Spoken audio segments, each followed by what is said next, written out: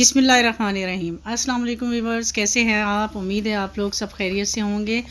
आज मैं आपके सामने एक नई रेसिपी के साथ हाज़िर खिदमत हूँ जिसका नाम है चिली झींगा। उसके लिए जो जो चीज़ें आपको चाहिए होंगी उसमें है झींगा।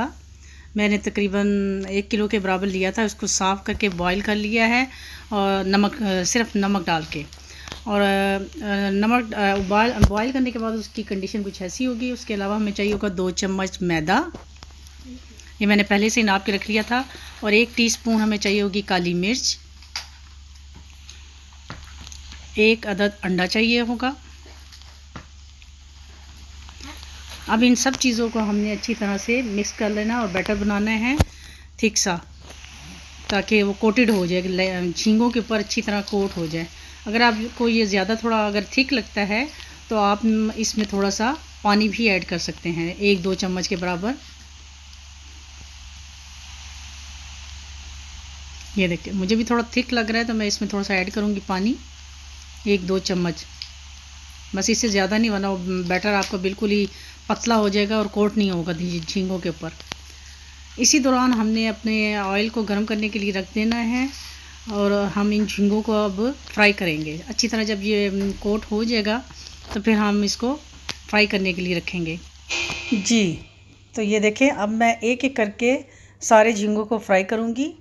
इकट्ठे इसलिए नहीं डालेंगे, अगर हमने एक ही दफ़ा सारे डाल दिए तो ये आपस में जुड़ जाएंगे और ये लुक भी अच्छी नहीं आती है। इसीलिए एक एक करके आपने डालने हैं और आपने फ्राई कर लेने हैं। और इनको ज़्यादा देर तक आपने फ्राई नहीं करना, सिर्फ 1-2 मिनट के लिए। जैसे ही ये लाइट गोल्डन हो आपने इनको निकाल लेना है। झींगों का ये होता है कि अगर आप इनको ज़्यादा देर फ्राई करेंगे तो ये बिल्कुल हार्ड हो जाते हैं, इसलिए इनको इतना पकाना नहीं होता है, बस 1 से 2 मिनट के लिए पकाना है। ये मैंने सारे झींगे फ्राई कर लिए हैं। अब मैं आपको इसका अगला प्रोसीजर बताऊंगी कि क्या करना है। अब हम इसको झींगों को एक साइड पर रखेंगे। इसके बाद हम उसी ऑयल में थोड़ा सा कम कर लेंगे उसको, जितना आपको रिक्वायरमेंट होगी उसकी हंडिया में जितना आप डालते हैं उतना डाल के इसमें हम लहसुन अदरक का पेस्ट डालेंगे थोड़ा सा, और उसको आपने फ्राई कर लेना। थोड़ा डालने के बाद हम इसको थोड़ा सा चम्मच से हिलाएंगे ताकि ये थोड़ा सा लाइट गोल्डन सा होगा। जैसे ही इसका कलर थोड़ा सा गोल्डन टच देगा तो हम इसमें मसाला जार डालेंगे, जो मैं आपको साथ साथ बताती जाऊंगी कि इसमें क्या क्या डालेगा। बहुत ही आसान और जल्दी बनने वाली रेसिपी है। इसमें हम साथ ही डाल देंगे हरे प्याज, जो मैंने पहले से काट के रखे हुए थे, और इसके साथ इसको हरे प्याज को भी इसके साथ ही फ्राई करूँगी। ये बहुत जल्दी झटपट बनने वाली डिश है, जो मुझे उम्मीद है आपको बहुत पसंद आएगी। और आप ज़रूर ट्राई कीजिएगा इसको और फिर मुझे बताइएगा कि आपको कैसी लगी ये मेरी रेसिपी। इंशाल्लाह मैं आपको आगे भी और बहुत सारी रेसिपीज़ बताऊंगी। अब मैं इसमें डालूंगी नमक 1 चम्मच, लाल मिर्च तकरीबन आधी टीस्पून लगा लें, इसमें ज़्यादा नहीं डलेगी, कम ही डलेगी, क्योंकि इसमें ब्लैक पेपर भी डलेगी इसलिए। इसके साथ थोड़ा सा हम डालेंगे विनीगर, तकरीबन 1 टेबलस्पून के बराबर।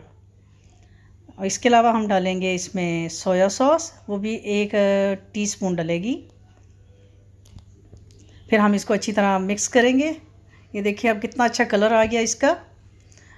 मिक्स करने के बाद अब हम इसमें जब इसको थोड़ा सा 1-2 सेकंड के लिए 5-1 सेकंड के लिए हम इसको पकाएंगे, फिर हम इसमें ये जो हमने झींगे फ्राई करके रखे थे वो सब के सब इसमें डाल देंगे।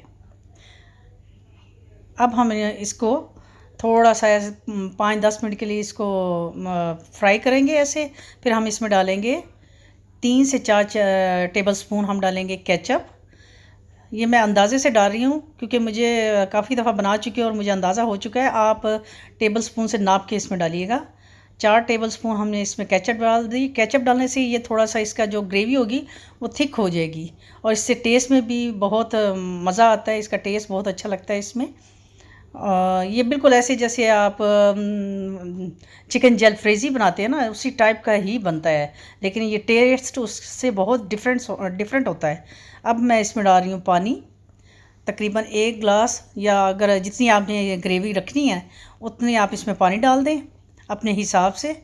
फिर इसके बाद हम इसमें डालेंगे कॉर्नफ्लोर पानी में घोल के, तकरीबन 1 टेबलस्पून डालेंगे हम लोग कॉर्नफ्लोर। और उसमें पानी में घोलेंगे और फिर इसमें डालेंगे आहिस्ता आहिस्ता। एकदम से बिल्कुल नहीं डालना वरना गुठलियाँ बन जाएंगी, इसलिए इसको आहिस्ता आहिस्ता हल्की आंच करके तो फिर डालना है। ये देखें, जैसे हम इसमें कॉर्नफ्लोर डालेंगे तो ये थोड़ा सा थिक होना शुरू हो जाएगा और आंच को आपने इसके बाद फिर तेज़ कर देना है। फिर साथ ही आपने इसमें डालना है पैनकेक का सिरप। मेरे पास तो ये है, मैं यही डाल देती हूँ। अगर आपके पास नहीं है तो आप चीनी भी डाल सकते हैं, 2 चम्मच चीनी डाल दें। मैंने पैनकेक का सिरप डाल दिया है। फिर उसके बाद आप इसमें डाल दें कटी हुई हरी मिर्च डाल दें और इसको थोड़ा सा हिला लें। जैसे ही आप हिलाएंगे इसको, ये थिक होना शुरू हो जाएगा। ये देखें कितनी अच्छी लुक आ रही है इसकी जी। तो ये हमारा थिक हो गया। जैसे ये थिक होगा हम इसमें शिमला मिर्च काट के, जो क्यूब्स में काट के रखी हुई थी, हम वो डाल देंगे। इसको हमने ज़्यादा देर पकाना नहीं है क्योंकि ये जो शिमला मिर्च होती है ये थोड़ी क्रंची क्रंची अच्छी मज़े की लगती है, इसलिए 1-2 मिनट के लिए हम इसको इसमें पकाएंगे। और हमारी ग्रेवी जब जैसे ही थिक हो जाएगी तो हम इसको उतार लेंगे। ये हमारी डिश तकरीबन तैयार हो गई है। अब हम इसको डिश आउट करेंगे और आपको दिखाएंगे इसकी फ़ाइनल लुक। ये देखिए कितनी कलरफुल और मज़ेदार लग रही है। यकीनन आपको ये पसंद आएगी, आप ट्राई ज़रूर कीजिएगा और मुझे आप बताइएगा कि आपको मेरी डिश कैसी लगी। इंशाल्लाह आगे आपको नई रेसिपी के साथ दोबारा से आपकी खिदमत में हाज़िर होंगे।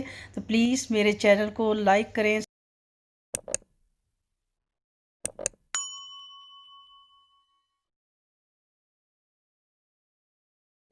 और शेयर भी करें और अपनी दुआ में याद रखिए। इंशाल्लाह एक नई रेसिपी के साथ आपके साथ दोबारा हाज़िर होंगे। तब तक के लिए अल्लाह हाफ़िज़।